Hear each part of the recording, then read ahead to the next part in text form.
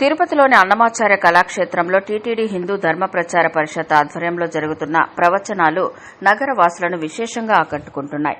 ప్రముఖ ప్రవచనకర్త గరికపాటి రమేష్ బాబు సోమవారం సాయంత్రం వాల్మీకి రామాయణంలోని కిష్కింధాకాండ అధ్యయనాన్ని పద్యాలతో సహా వివరించారు.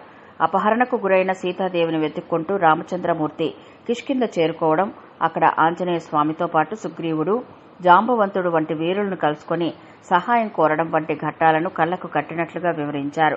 లోకాభిరాముని జీవితం విశ్వానికి ఆదర్శమని వివరించారు. ఈ సందర్భంగా రాయలసీమ రంగస్థలి చైర్మన్ గుండాల గోపీనాథ్ రెడ్డి గరికపాటి రమేష్ బాబును దుస్సాలలతో సత్కరించారు.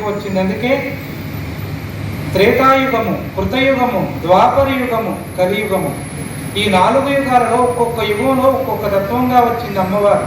ఈ కలియుగంలో ఆవిడ జలతత్వము. ఈ జలతత్వం ఎక్కడ ఆవిర్భవించిందంటే తిరుచానూరులో ఉన్నటువంటి పద్మసరోవరం